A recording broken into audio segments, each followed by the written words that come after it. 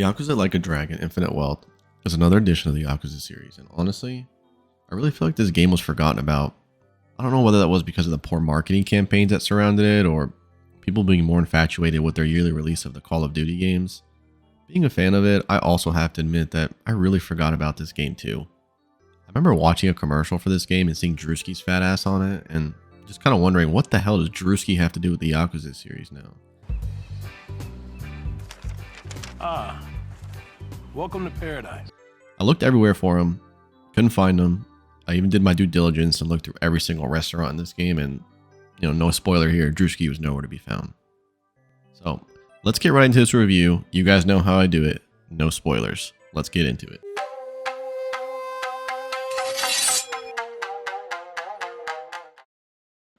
Like a Dragon Infinite Wealth follows yet another Ichiban Kasuga story.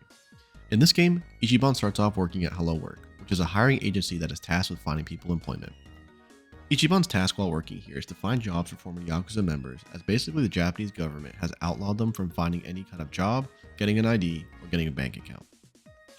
While working at this location, Ichiban becomes framed by a popular VTube streamer that states that he is taking bribes in order to find employment and jobs for Yakuza members. This is obviously false, as Ichiban would never do anything like this if you know him. After his firing, Ichiban gets information that his biological mom is alive and is living a hidden life in Hawaii. She is wanted by the Yakuza. Ichiban decides to set out to Hawaii to find her and make sure that she is safe. Let's get kind of into the story without really getting into it.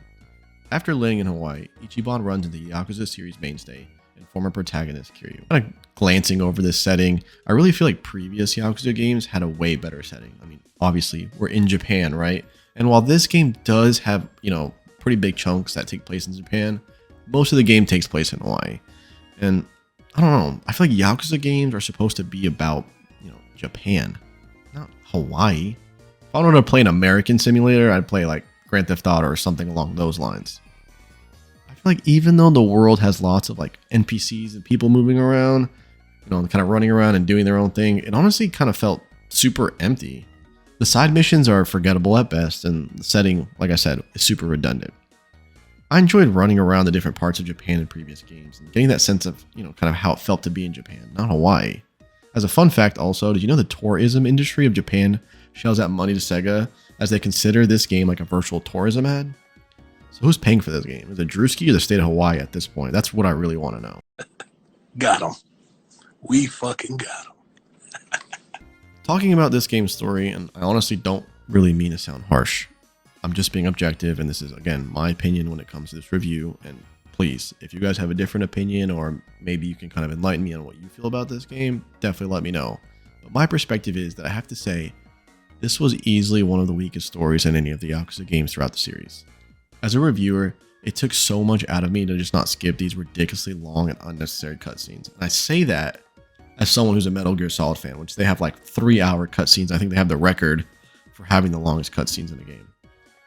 After getting dropped off in Hawaii, you get instantly scammed by your taxi driver, and then you run into the Yakuza outside your mother's house. You befriend this taxi driver, and you befriend the girl that drugged you at your mom's supposed house. This game is a disaster in its story. And even for a Yakuza game, obviously not the best stories, and they can be kind of funny and wacky. This was a massive flop. You find out that Kasuga's dad is his old master and former Yakuza boss, Masumo Arakawa. Like, what? Kasuga tries to live a life on the straight and narrow and helping the Yakuza start a normal life, only to be framed by some VTuber and people believe it. Like, guys, what are we doing here? You're letting former Yakuza members be bullied by a VTuber? Like, really? This year is 2025 and cancel culture has somehow made its way into the Yakuza series? I don't know. I'd rather have this game take place in a Drewski Could Have Been Records audition at this point, if I'm being quite honest. Get him the fuck out of here. This nigga looks stupid. Come on, bro. Yep. Why the fuck would you wear an uncle hat like that? Are you dumb for real? You're like 20 wearing a fucking Kango. Instead of making this game, I don't know, have a better story, maybe adding, different characters out in the open world so that way it feels a little bit more, I don't know, freeing, Yakuza decides to give us Sujimon. Sujimon is this like ridiculous knockoff version of Pokemon. I mean, ridiculously knockoff. Look at these names. Dojo Dumbass. Like, what kind of name randomizer decided to come up with this name Dojo Dumbass for a Sujimon?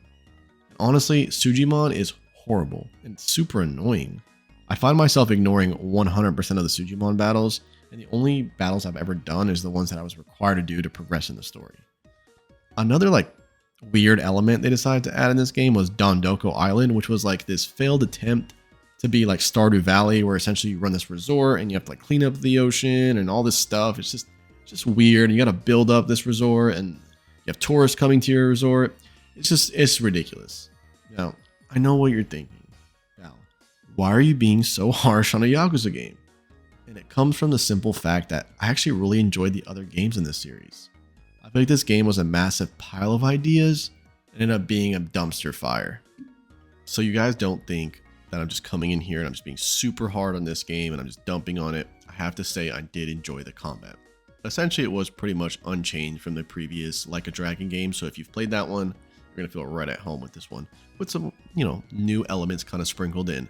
There were like those team combinations where if you and a party member had a really good relationship, you could do like special moves, and you play as Kiryu. He has like the super dragon rage mode where you physically like hit the X button and just beat the crap out of people. And it's not turn-based, which is really cool and kind of helps you out in certain areas.